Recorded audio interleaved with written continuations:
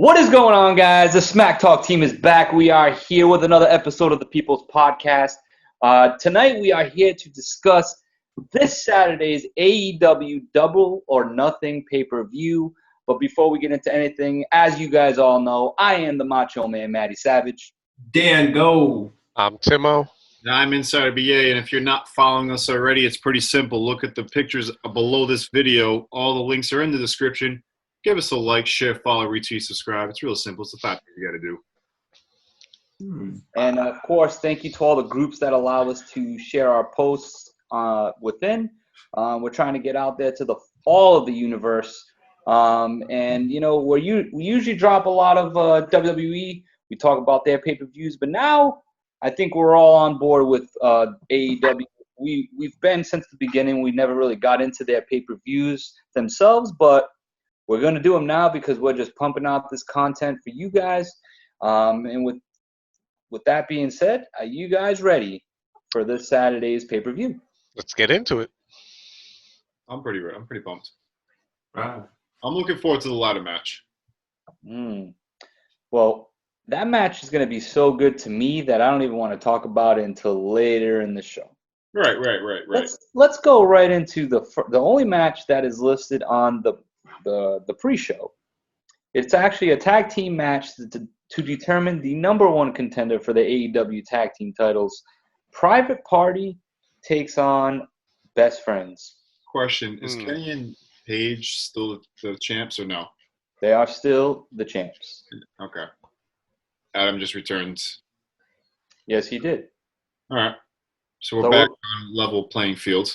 We'll see what happens this Saturday. Well, did you catch what he did after he helped them out? Yeah, he did this typical stuff he does where he kind of just like back to the ball. After he already took them, they already took everybody out. He kind of just leaves. It's like, yeah, I'm gonna go get a beer. I don't want to be associated with you guys. So I did see it. Good ending to AEW for sure on the go home show. How about Private Party and Best Friends? Number one contenders? Are they both like faces? Pretty a face. I know Best Friends are. What's up? I know the Best Friends are. Is Private Party a face team? I think so. They were a crowd favorite. They weren't on enough to be a heel tag team yet. So technically the winner of these go face Kenny and Don't think too much into heel and babyface because this is AEW. This isn't WWE. They nothing by the books. You're right, and I think the most over like tag team just because of freshly squeezed Orange Cassidy. I'm gonna go with Best Friends wins this. Nice. I mean, it's really a toss-up, especially with AEW. There's just so much. This could happen. It's not.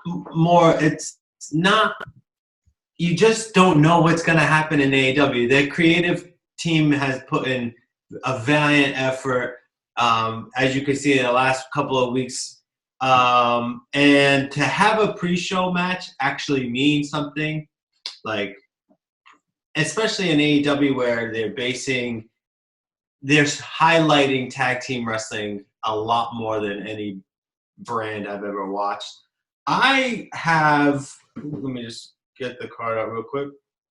I actually enjoy the Best Friend. I enjoy Best Friends tag team. I think they're a great wrestling team, but I don't think they're ready to go for the gold. So I got Private Party coming up with the dub here. All right. I'm going to be honest with you guys before I make any of these picks. I haven't been keeping up too much on Wednesday nights. I probably catch the first half hour, then zone out a little bit, maybe play some Warzone on my PlayStation. Then I hop in and make sure I catch the ending half hour. So I'm missing probably half the show.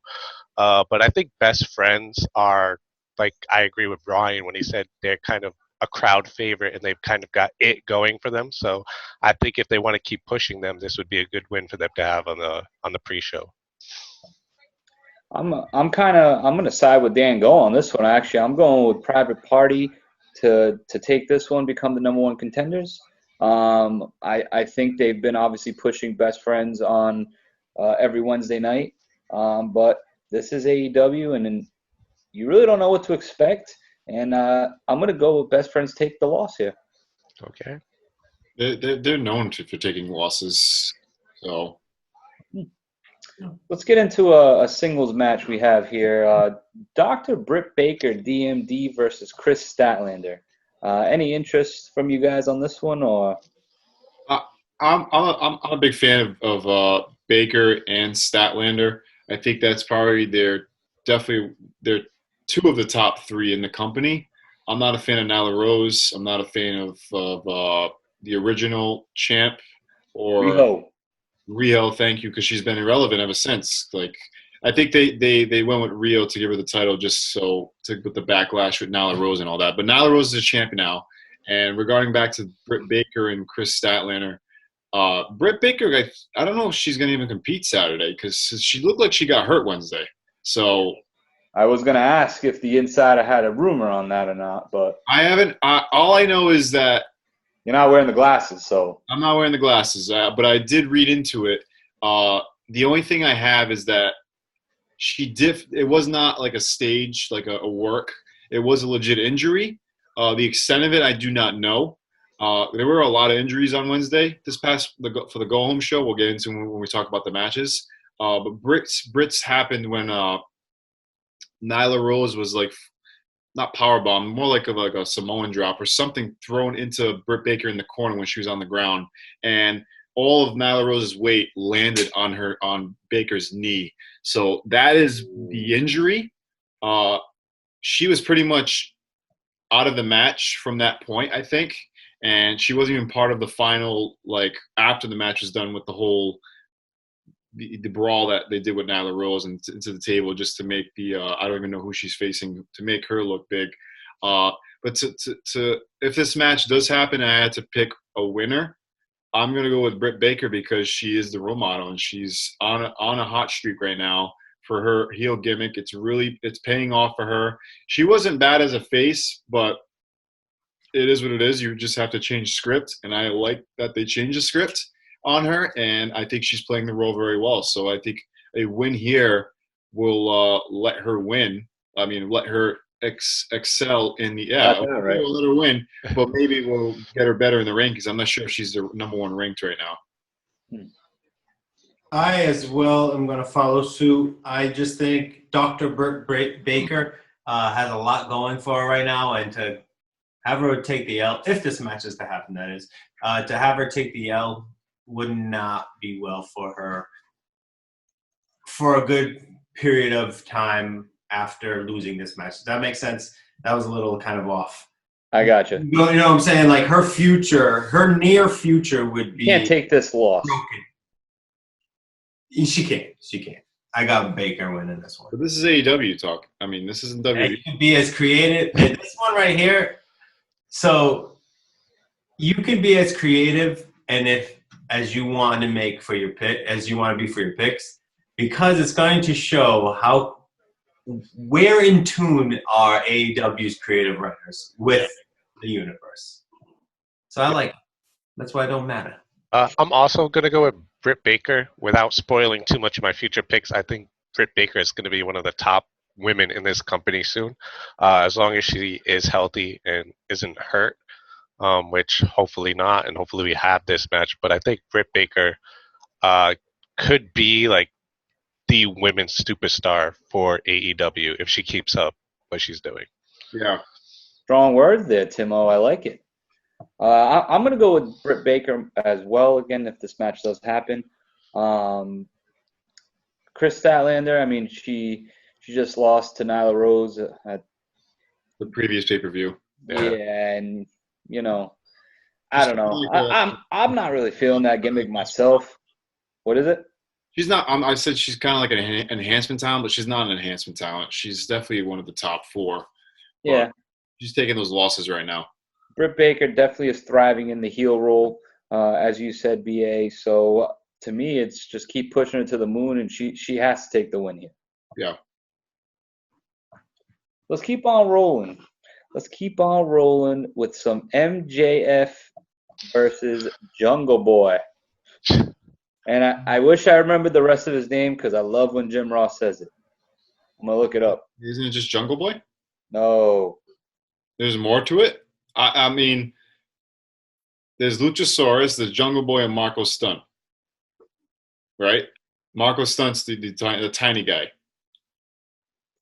I I can't. believe he was the one that just got like attacked, not attacked, but had the match with MJF on this past Wednesday. Yep, Uh, I got it. got it. Go ahead. It's the Jungle Boy, Jack Perry. Jack. Jack what? Jack Perry. Jack Perry. That's right. He's the son of the actor that just passed away. Jungle Boy, Jack Perry. I forgot the actor's name.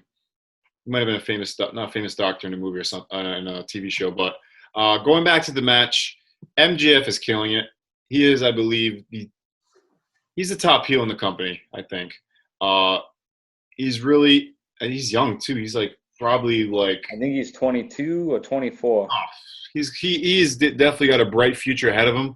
And Jungle Boy and the whole Luchasaurus party, whatever they're called. Jurassic Express. Thank you, Jurassic Express. I'm thinking of Lucha House Party. I don't know what's going on.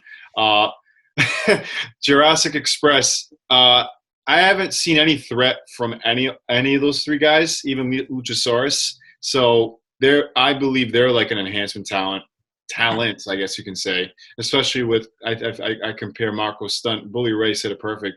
Marco Stunt is like the Spike Dudley of AEW. That's a great analogy right there for Bully Ray. But I have MJF taking the win on this because it doesn't make any sense to have MJF lose on such a thriving role that he's doing right now. Here we go. I actually have Jungle Boy winning over MJF.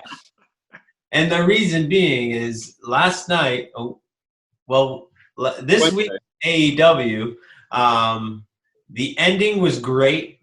We had two big face-offs with MJF's right-hand man. Can't think of his name. Wardlow. Oh, Wardlow. Wardlow and Luchasaurus. So that was a good face-off. So I think this could be a feud that can keep going, and it doesn't hurt me in any way, shape, or form that if this continues, I'm going to be watching it because that match was so perfect yesterday. It just made sense. And I feel like if you can create a storyline like that and just keep it rolling, why not? Ooh, Tim, I'm gonna go next on this one because Go ahead. there is no way MJF can take this loss. No way. Not to someone like Jungle Boy Jack Perry. I'm pretty sure. What is it? I could see Dango's side. It could be a fluke. Bruh. Like, everything you've been building up MJF to be, he is the next number one contender in my eyes. I don't care who, we're going to get into the ladder match, but that's just a filler, I think. MJF is the future of AEW. He is a future long reigning champion in AEW. I think this is just starting for him, and he is killing it week after week after week. You're jealous of him, and you know it. You know, he's just that damn good. So MJF, without a doubt, takes this dub.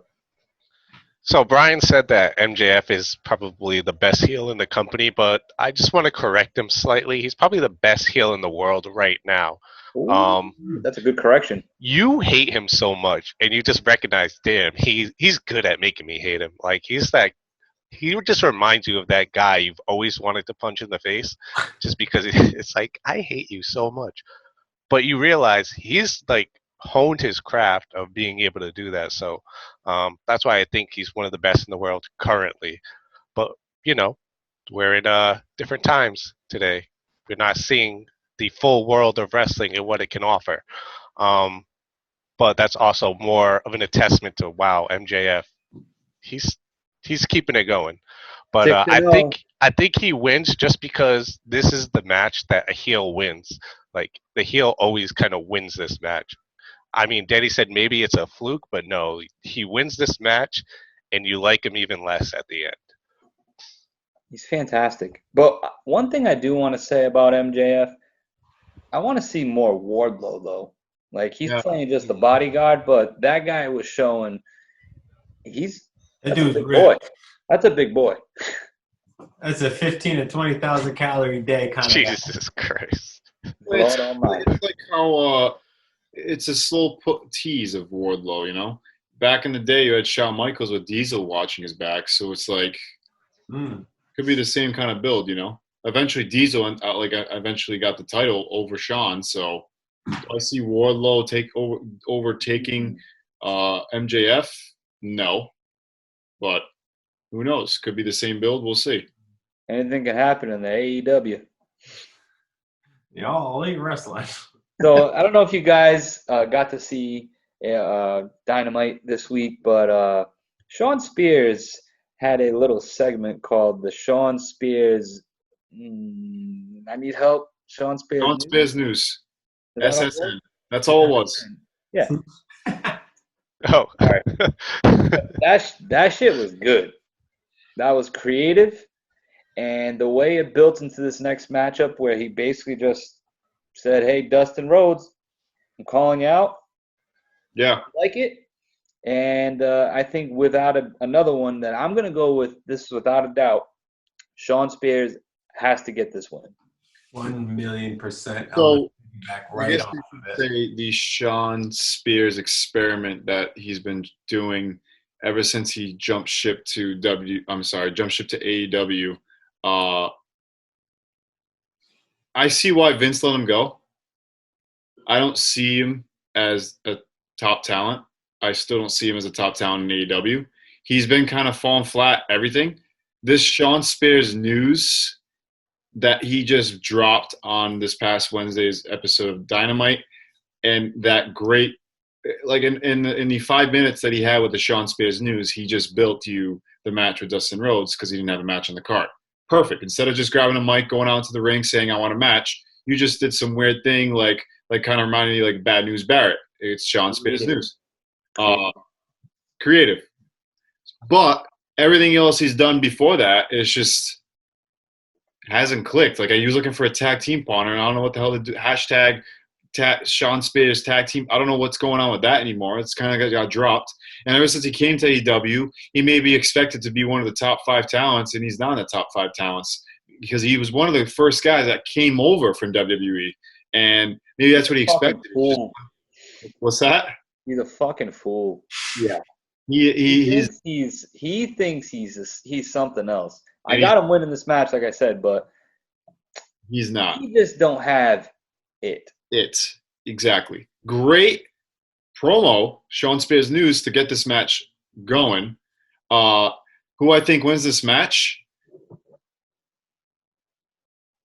I'm gonna go with Dustin Rhodes. Oh yeah. Yeah, I think Sean Spears just keeps on losing, baby. So I think the problem with Sean Spears is he's not bad. He's just not special yet. He doesn't stand out. It seems like he's always throwing darts at the board and trying to figure out what sticks, and nothing has stuck yet. It's too early in his career to write him off, I think. But in the business for 15 years, bro. I see. Well, yeah. Look at AJ Styles.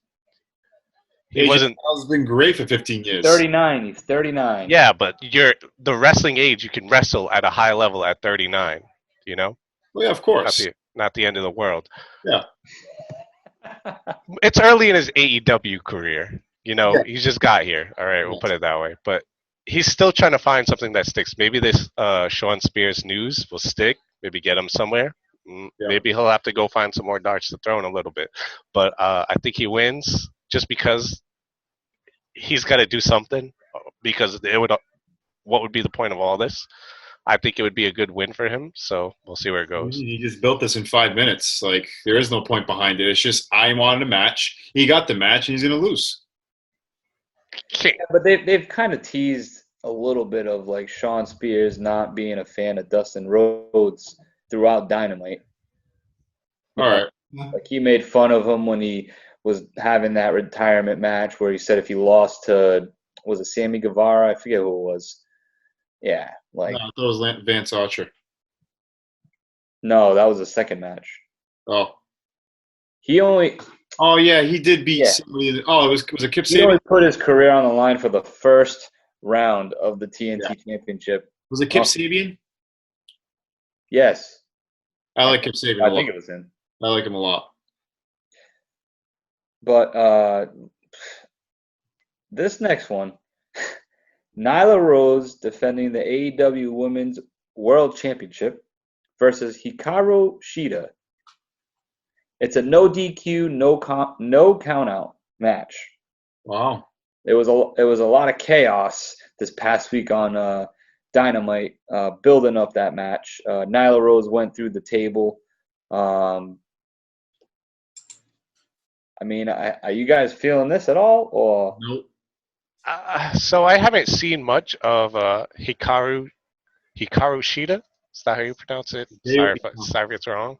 But the little bit I have seen has been impressive, but I just don't think she's going to be the one to beat Rose. And Rose in a no DQ, total advantage to Rose there. So I think she's going to retain. I don't think Dango, you want to go? Yeah. So for me, Nyla Rose, it's just way too early for her to take take so soon in their career as a champion in AEW. I think she needs to show that I feel like AEW is putting Nyla Rose in this spotlight to show how you should book a Nia Jax wannabe. That's what I have, and they are literally writing the book on it, and WWE just needs to copy it because Nyla looks strong. She's always looked strong. Wow. She's got to win this match, and she's going to hold the title and show that a woman of her size, her stature, can hold the belt, and this is how you do it. Sorry. So I will say this about the book that AEW is writing regarding Nyla Rose. They're not really writing it. They're copying it from TNA. TNA used to have a former superstar named Awesome Kong, and Awesome Kong is in AEW technically as a backstage person or whatever, or used to be formerly called Karma in WWE. Her career did not lift off because of everything else. So if anything, this is just copying Nia Jax, and Nyla Rose is copying the beast of Awesome Kong, failing with Nia Jax. Nyla Rose doing a better job copying that book. But I'm not a fan of her. But then again, if you look at the women's division, there isn't that much talent on the women's side of AEW. It's unfortunate because, people have to jump ship. That's what's going to happen. That's what has to happen. Just imagine if Sasha Banks was in AEW when the whole crap was going on in WWE. I think she'd be champ right now. Probably being a face going up against Nyla Rose on this card. Probably what would be happening right now. But we have I don't even know her name. I'm not going to pronounce it. I'm not going to go there because I've had troubles before. But she's definitely going to lose. It's just another step to show how much of a beast Nyla Rose is. And if there is one to even knock her off the top, I don't think there is one right now. There is nobody in this company because you have Britt Baker, who's a heel. Chris Statlander just lost to her. There's nobody on the women's side that I can see off the top of my head that can knock off Nyla Rose. Yet. You're right. You build Nyla as this tank, and then you slowly but you surely build your AEW women's division. It can't come in at any speed. It can't come in faster than a Randy Johnson fastball because you don't have names that you know. You're not familiar, so they need to slow build everybody so you can get I understand that. I totally understand that. That's why and there's just not enough of them. I just don't think. I think that locker room needs to increase, and it can't increase with superstars like Brandy Rose. No disrespect, but she reminds me of a WWE wrestler. Like that's what a women's wrestler is, and I think the AEW women's division, which is not a huge division, I think they fight. I think they wrestle with more art in mind in matches instead of the way that WWE portrays how women should wrestle. That's why women's wrestling is such a revolution. It's always been there. It's just, how does WWE let you book a women's match? I mean, don't tell me Charlotte Flair was the first women's wrestler to put a show like that, when you could go to damn PAL in Fall River and watch a woman take a freaking front flip off the ass and fall into the crowd from the second stage. Like that's wrestling. It's just they don't show us that kind of wrestling. And AEW is doing a real damn good job of showing that. Alexa Bliss put it perfect in a tweet. They asked her, why wasn't your cashing in on Ronda Rousey, or not Ronda Rousey, back in 2018 when she had the Money in the Bank briefcase, why wasn't your cash-in in the top 10 of cash-ins for the women's, or what, top 5, whatever it was, for that promo they did for the Money in the Bank? And she retweeted and said, hashtag 4W, 4HW. That's why. She's not a 4-horsewoman, so she didn't get shown in this video package. Bayley did, Charlotte did, what's the other two? Becky did, and what's the other one? Sasha. I don't know if all 4 of them have had the briefcase, but obviously because they showed men's cash-ins as well, so they mixed the both. But Alexa was not in it, even though she took out Nia Jax and Ronda Rousey in the same kind of matchup. If you're not a 4-horsewoman, you're not getting a 5-star match. That's just what it is in WWE right now. But this whole talk of the women's revolution wasn't started with them. They might have definitely pushed it, but there's a lot of credit that needs to be put to AJ Lee and Paige, because they were the first two that were starting the revolution, and then the 4 horsewomen took the torch to actually establish it. Good points there. I'm going to bring it back because you were talking about the Money in the Bank. And real quick, let me just wrap up Nyla Rose and her Hikaru Shida. Thank you. Nyla Rose, without a doubt, has to retain here. I think she's going to be a long-time champion. As you said, Dan, someone will eventually come along the way and take her out, but it ain't going to happen this Saturday. But, BA, you were mentioning the Money in the Bank matches. AEW is putting a little twist on theirs at Double or Nothing. They're having a casino ladder match with a poker chip at the top. It ain't no briefcase. It's a fucking poker chip, and I love it because I love the casino's cool, man. But we got Darby Allin, Colt Cabana, Orange Cassidy, Ray Phoenix, Scorpio Sky, Kip Sabian, Frankie Kazarian, Luchasaurus, and a person to be announced. How many is that? 9. With the announced? With the one that's going to be announced? 9. Oh, wait a minute. 1, 2, 3, 4, 5, 6, 7, 8, and then the one that's not announced. 3 competitors, 9. Wow. 9 competitors for a future AEW World Title opportunity. Who's going to take this? Because I think this could go a couple of ways. I'm ready. So let me hear it. Go ahead, Dan. This one to me was an easy one and a hard one at the same time. I just want it to happen so bad, only because, man, this particular superstar has been nothing but fire. Darby Allin, please step your ass up. Let's get your ass into the heavyweight talks of a belt, because that man can put on hell of a promo. All of his segments, man, super creative. Now, is it him and 100% him? Probably not. But, man, if they tell him this is how you gotta act, and he's acting like they need him to, because right now he has sold me 150%. I'm going to tag off that real quick and completely agree with everything you just said.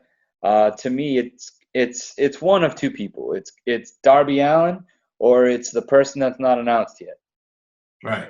That's who. When I look at this cast of superstars, who do I see as a future world champion?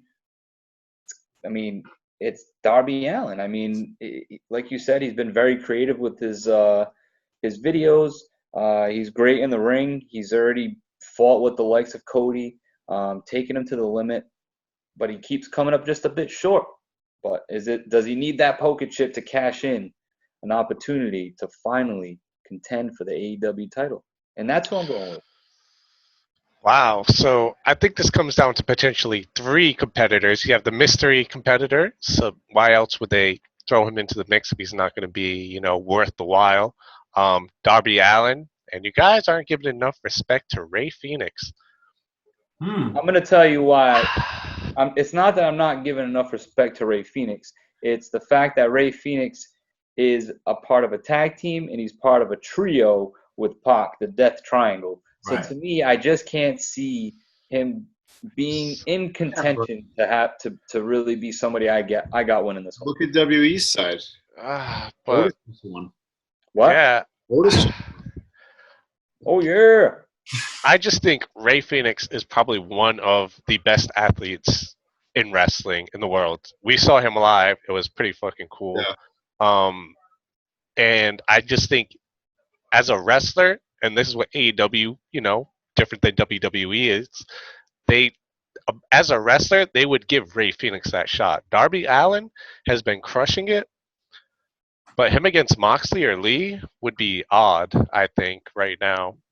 I could see Ray Phoenix just being like fodder. Like Ray Phoenix gets the title shot, a short build for his little title feud, and he ends up losing that. So but I have Ray Phoenix winning. I'm going to go with the upset, pick Ray Phoenix, or just because I'm not going to pick the mystery competitor until I know who they are. Right. Well, since we're in a casino ladder match, I'm going to go all in on the mystery competitor, whoever is going to be announced. If I have a suggestion of who that person's going to be, let me just read off this talent. You have Colt Cabana, who's an enhancement talent. You have Ray Phoenix, who's great in the ring, but he's there to jump off the ladder. That's all he's there for. Scorpion Sky probably will be involved with that jumping off the ladder. Kip Sabian, he's still getting built, so he's still too young or too like a rookie. He's a rookie right now. Frankie Kazarian's old. I don't even know why he's in this match. No, he's an old boofer. Luchasaurus still is. I mean, he's a beast. Maybe they'll take him out somehow, but I don't know. He's just not doing anything for me either. That's just like throwing the Big Show in there. Exactly. Orange Cassidy is there to be freshly squeezed and be a comedy act, which I love. I already said Colt Cabana. Darby Allin, like you said, is the other person that could win this, or it's going to be the mystery competitor. Darby Allin, he's having these weird promos. I don't know what he's doing. He's kind of being like quiet in interviews. Is like just like I don't know if he's maybe turning into a heel. I'm not watching his promos or what's going on. Maybe you guys know more of the Darby Allin side. He's just a crazy son of a bitch. Okay, so he's a crazy son of a bitch, and if Dean Ambrose does retain this title, I don't know if this is a cash-in kind of match. I do know they had a Battle Royal, which is the same concept, but this year's a ladder match. My mystery competitor is going to be MJF. It's pretty damn simple. Wow. Oh, wow. Well done. That's a great take there. Damn right. He squashes gets to his match with Jungle Boy, and then he comes out later in this match when everyone's already taken themselves out of the casino ladder match. That's a big build towards Mr. MJF there. If that happens, that's for sure. And you know the person he pushes off the top of the ladder? It's going to be Darby Allin, and there's your feud for the next 6 months. I enjoy that. All right. I feel like a lot of these guys that are in this match, I mean, I know AEW is they're giving us great shit every week, believe me. But to me, a lot of those guys belong in maybe the TNT World Championship picture. Yeah. I don't know if you guys would agree there, but that just brings me into our next match. The finals of the TNT Championship tournament. Cody with Arn Anderson by his side, his coach, versus Lance Archer with Jake the Snake Roberts in his corner. Obviously, as you guys might know, and if you don't, Iron Mike Tyson will be there this Saturday to present the title for the first time Who is coming away with this one? So I'll start this one off. Believe it or not, I think Cody, he's not going to take this belt either. Lost out on the heavyweight belt. He's going to lose out on this one as well. Cody, he could book himself to win whatever he wants, but he knows that's not the way to go. He's putting people over. He's building his company. He's building everyone around him. He's always going to be a top guy no matter what at AEW. He doesn't need to be the man yet. He's going to build up all these other people so when he finally knocks them down, it'll be even sweeter. I 100% agree with Timo there. And it's basically the same reasoning. I just don't think Cody Rhodes needs belts at any point in his AEW career. I think he's setting himself up as the Triple H post-wrestling career. I think it's just, granted, Triple H did win a WWE championship in that I'm corporate. I think it's the same type of role where he will always put the guy over, but he will make sure that the feud is 100, like it's going 100 miles an hour. Right now, this feud is great. Jake the Snake and good old Arn Anderson there all had a good duo there. It was pretty hectic. The Arn Anderson, man, he sold me, though. He right off the rip when he said this is the leader of the company. He's not going to go down. I was like, whoa, Cody Rhodes here. But I just don't see Cody Rhodes taking this win here. Another Lance Archer, huh? Let me join you guys because I got to go with Lance Archer myself. Especially I'm looking also in the world title picture. Jon Moxley is obviously the face. I mean, we're going to get into that match soon, but I just think you need a heel champion in AEW right now, and someone like Lance Archer with the mouth by his side, Jake the Snake Roberts, who's been crushing it. I think he deserves it. I think he's going to take it. Cody's going to do the job, and like you said, Dan, he's building his company. And this is a great step for someone like Lance Archer to secure a big win and the inaugural title. Yep, I totally agree. I'm sorry, I keep saying Vance Archer because he used to be Vance Archer WWE. Lance Archer wins this match. Cody, like you said, is building his company. Doesn't make any sense for him to have this title because he's a name. You know what I'm saying? He's Cody Rhodes. I'm sorry, or Cody, however he likes to be pronounced on AEW half the time. Going on into the past Wednesday of the whatever they did, a debate, or they had a face-to-face with Arn Anderson and Jake the Snake. I'll be honest, I didn't like it. It was kind of like, okay.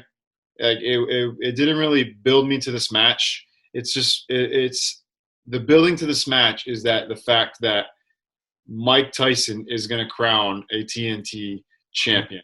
You know, he is the reason. He's not the reason why this match is so big. Cody and Archer being in the tournament and leading here is what's making it so big. Arn Anderson and Jake the Snake, yes, they're the mouths. Certain like they're on their corners of their respective talent, but that face-to-face, I feel like, did nothing for this match. So going into Saturday now, Lance is going to win this match. It just doesn't make any sense to have Cody win. Fair. So how about the Stadium Stampede match?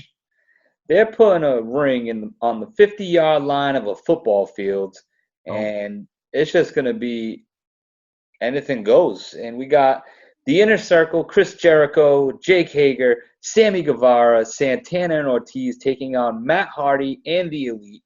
And if you don't know who those guys are, that's Kenny Omega, Adam Hangman Page, and Matt and Nick Jackson, the Young Bucks. So this one's going to be a good one. I'm really interested to hear your takes on who you think is going to take this one. This one was super tough for me. I love the way that both sides are building. They both had winning weeks leading up to this pay-per-view. However, I just cannot, or actually, I'm going to go into super fan mode, and I just do not want the Inner Circle to lose this match. I think Floyd has his way in this match, and that's the reason why the Inner Circle wins. I got Inner Circle. I think it's going to be an epic match. They have a stadium to themselves. How epic is that? Inner Circle. I'll piggyback off that and say that my fan cannot pick against Matt Hardy. And this match is built for broken Matt Hardy. We're going to see some dumb, ridiculous, crazy shit. And it's going to be like, oh my God, that was awesome. And that's just like, I feel like this match just kind of plays into their wheelhouse more than the Inner Circle. And, you know, if the Inner Circle loses some dumb shenanigans or whatever, it doesn't really hurt them that much. This is more like one of those fun matches where they can be very creative, and I just think that really favors Broken Matt Hardy's whatever his world. I think that's a fair take, Tim. But I'm gonna join Dan on this one, and it's just the fan in me, man. I love the Inner Circle. I love Chris Jericho. I love everything about what he's doing in AEW. He has built this Inner Circle of guys that, they're not always dominant, but when they are, those guys are fucking shit up. Damn right. Sammy Guevara is another guy like MJF. He's the future as well. He is talented beyond belief. But he's the guy that he's taking a couple beatings here and there. He's getting run over by a goddamn golf cart. Incredible. Fucking flying. Santana and Ortiz, obviously a great tag team. And I'm not taking anything away from the Elite because that's a great little squad they got going there. But Adam Hangman Page, he's got to turn on Kenny Omega at some point. I don't think it happens this Saturday because they are still your tag team champs. But Right. it's definitely going to start building up a little more on Saturday. I don't know if Hangman Page is just going to walk out on the Elite and Matt Hardy. I have no idea. But I'm definitely excited to see what they're going to bring with a ring on the 50-yard line and what they're going to do. But I will say this about the entire card in general and AEW in general. They're thriving off not even having a crowd because they've been so unique with everything they've done. They're putting the wrestlers around the ring so it looks more like a bar fight. I'm loving everything they're putting out on Wednesday nights. To me, honestly, I'm starting to put them like right up there with probably my favorite show to watch every week. And going back to this, it's going to be again a unique match. I don't know what the hell they're going to do, but I can't wait. And the fan in me can't go against Chris Jericho and the Inner Circle. I have nothing more to say to the match other than I'm looking forward to it. I have the Inner Circle winning this matchup as well. I wouldn't be surprised if a Vanguard, a new Vanguard, comes in just to like kind of mess up the Inner Circle because it's going to be a stadium, so that damn thing can fly above them. Floyd, like Dango said, does take a role in this match. I do see Adam Page, now that he's back on TV, gonna be like, I'm helping you, but I might just walk away at the same time.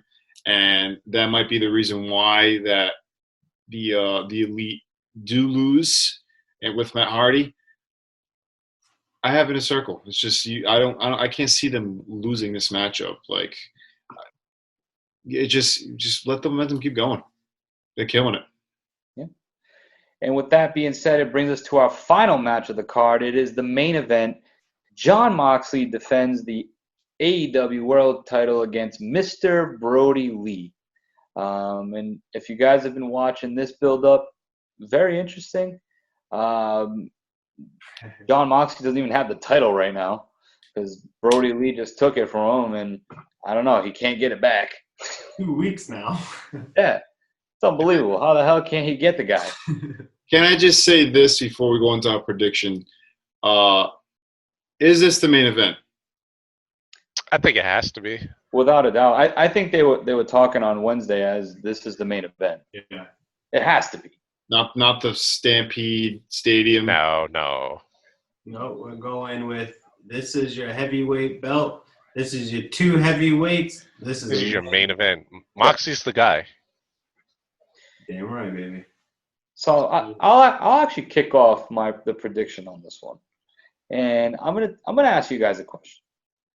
If this was WWE and this was Dean Ambrose versus Luke Harper, is this for the world title? Oh no, it's on the pre-show. That is a fact. This is an Intercontinental title feud in the WWE. Not even. This is pre-show. How they ended both Watered down. how they ended both of their runs in WWE. I'm looking at their full run. I'm not looking at how they ended their run. How did they treat them though? How did Vince treat them? He treated them like undercard garbage. Yeah. So Tim, you're gonna go with pre-show? Yeah. Dan? I'm saying like this isn't good enough to make the first match of the night on the card, but like your bathroom break third or fourth match in. Hey, go get some popcorn. EA? I have it with Dean Ambrose being your IC champion, and Luke Harper has just been a thorn in his side. This is going back to when Luke Harper was like had that singles push with Orton and Bray Wyatt. IC champ. Exactly, that weird push and everything. So But this is AEW where it don't matter what you think. John Moxley is the world champion. Mr. Brody Lee, Vince McMahon, whatever the hell he's doing as the Exalted One.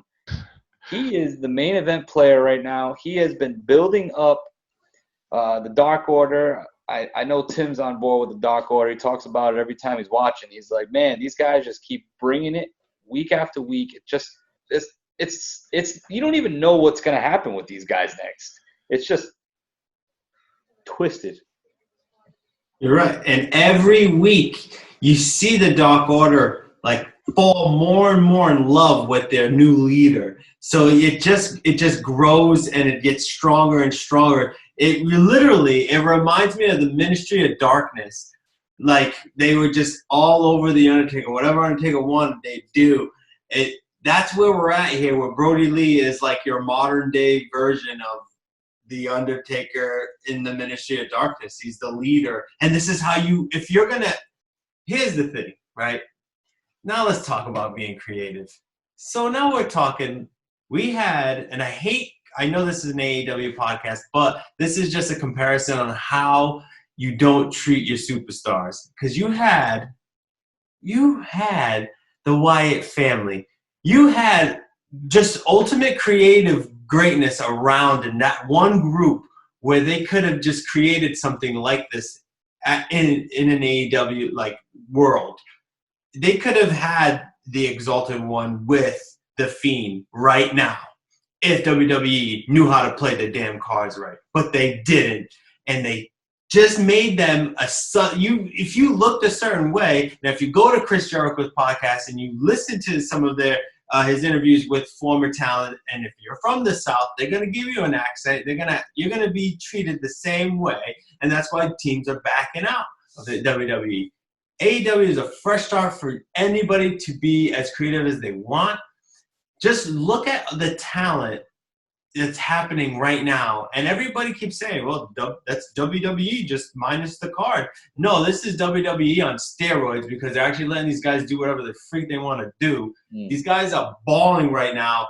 I have to go with Brody Lee winning the belt. I never gave my pick, but I'll give it right now. Sorry, I just went off. No, that was great. But I got John Moxley retaining here. I mean, I think this is a tough one to call too, because I mean they can really be pushing Brody Lee to the moon as actually being the champ, having the title, and really being his. But John Moxley, I mean, I think it's too early in the run to take the title off of him. He's been obviously chasing it. He's wearing the hoop earring. Yeah. He's been chasing the trying to get his title back for the last couple of weeks, and I think he finally does it this Saturday and retains the title. This one was actually kind of tough just for one reason, because they've been building up Brody Lee for so long, the Exalted One. This was a huge build and a huge reveal, and it kind of feels like, wow, they're already him versus Moxley. Whoa, that was fast. And it's like, man, they did all this work. How does that affect him if he loses? Because what was that built for? And John Moxley, he just had his best moment. He just got that title. He really fought for it for a while. That was a long buildup of him getting the title, and it was a great moment. And you're going to take that away already? So it's already like, boom, these things collided fast. Maybe because of, COVID, they had to like rush some storylines, rush some things along. But Dean Ambrose is the guy. I keep saying it. He's the guy. He's going to carry your company. Dean Ambrose. And I just don't see him losing, so that's why I have him winning. And I want Brody Lee to win, but it's just, man, this is happening so fast. Whoa. Dean Ambrose your guy or John Moxley? What? Dean Ambrose your guy or John Moxley? Same guy, yeah. Well, you just said Dean Ambrose is on the pre-show. Yeah, same guy. I know. All right. I still think Dean Ambrose. It's been like 5 years we've been saying his name on the podcast. The thing with this matchup is like what Tim said. I don't. The reason why Brody Lee got a title shot is because he stole the title, and said, "You want it back? You got to fight me for it." It's like he took the title from him. I think it's too soon, but then again, this is AEW. Anything can happen in AEW, and I see John Moxley winning this match, but I wouldn't be surprised if it become. Actually, I see John Moxley winning this match because of one of Brody Lee's goons screws this match up for Brody Lee, and then after the match, probably Brody Lee, or on the next episode of Dynamite, Brody Lee is just going to literally obliterate whatever goon it was that ruined his chance. So I could see that being the way out of this matchup. I agree. I think like him losing could really set him off and like push the character he's been developing for, like that sadistic kind of just like he's going to take somebody out of his place. Like he'll take it out on somebody. He'll make the loss look good on himself moving forward. Right. Without a doubt. Agreed. All right. So, guys, thank you, of course, for joining. Thank you guys at home for watching along our AEW predictions for this Saturday's Double or Nothing pay-per-view. I can't wait for it. I'm sure you guys can't wait for it as well. You guys got any closing thoughts? Can't wait to see how fast Mike Tyson really is. He's punching somebody. He has to. Of course, if you haven't already, it's pretty simple. We always say it. Just like, share, follow, retweet, subscribe. Every single one is in the description of this video, and it's right below so you can see it spelled out. Just do it, guys. That's how we get out there. Thank you guys for tuning in. As always, stay tuned. More content coming in